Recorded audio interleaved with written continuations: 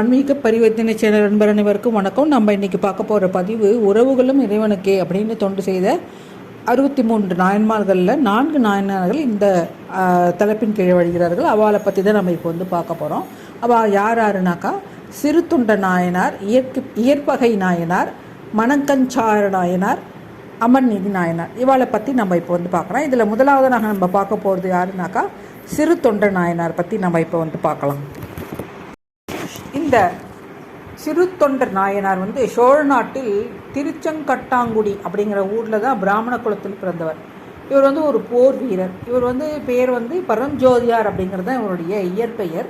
நரசிம்மவர்மன் அப்படிங்கிற பல்லவவர்மன்ட்டு தான் இவர் படை தளபதியாக வேலை செய்கிறாரு. இந்த மாதிரி இவர் வாதாபி அப்படிங்கிற நகரை வென்றுறாரு. இந்த பரஞ்சோதியார் சிறந்த கல்வியாளர், ஆயுர்வேதமும் மருத்துவமும் கற்றவர், அளவற்ற சிவபக்தி கொண்டவர். இவரது சிவபக்தியை தெரிந்து கொண்ட மன்னன் ஏராளமான செல்வங்களை கொடுத்து இவரை சொந்த ஊருக்கு அனுப்பி வைக்கிறாராம்.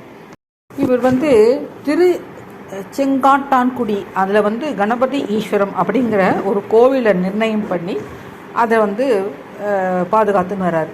இவருடைய மனைவி திருவெண்காட்டு நங்கை அப்படிங்கிறவர் தான் இவர் போய் மணந்துக்கிறாரு.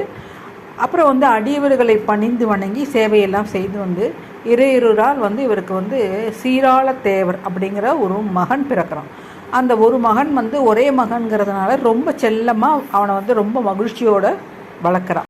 இவர் தினசரி அடியவர்களுக்கெல்லாம் அமுது படிக்காமல் இவர் சாப்பிட மாட்டார். ஒரு நாள் அடியவர் யாரும் வரவில்லை. சோதனை செய்ய விரும்பிய இறைவன் என்ன பண்ணுறாருனாக்கா பைரவ கோலத்தில் பிள்ளைக்கறியை கேட்குறாரு.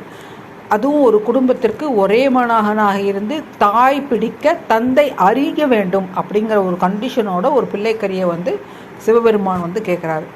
தாயும் தந்தையும் மனம் உவந்து அந்த கறியை மகிழ்ச்சியோடு அதை அறிந்து அவனுக்கு அந்த பிள்ளைக்கறியை கொடுக்கணும் அப்படிங்கிற கண்டிஷன் வேற போடுறாரு.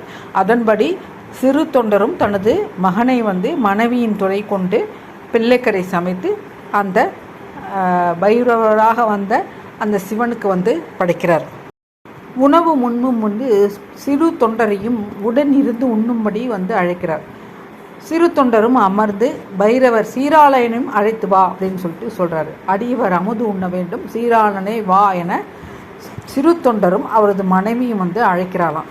சீராளன் உயிர் பெற்று ஓடி வந்தானாம். இறைவன் உடனே பார்வதி பரமேஸ்வரனோடு முருகப்பெருமான் இருக்கும்படி காட்சி கொடுக்குறாராம் இந்த சிறு தொண்டருக்கு. அதாவது சித்தத்தை சிவன்பால் வைத்த பின்னரும் கொலை தொழில் மேற்கொண்டு அவர் தம் வினையினை முடிக்கவே இந்த பயங்கரமான திருவிளையாடலை இந்த சிறு தொண்டர் வாழ்க்கையில் சிவபெருமான் நடத்தியதாக வரலாறு. மீண்டும் வேறு ஒரு நாயன்மார் படுத்தி அடுத்த வீடியோவில் சொல்கிறேன். நன்றி, வணக்கம்.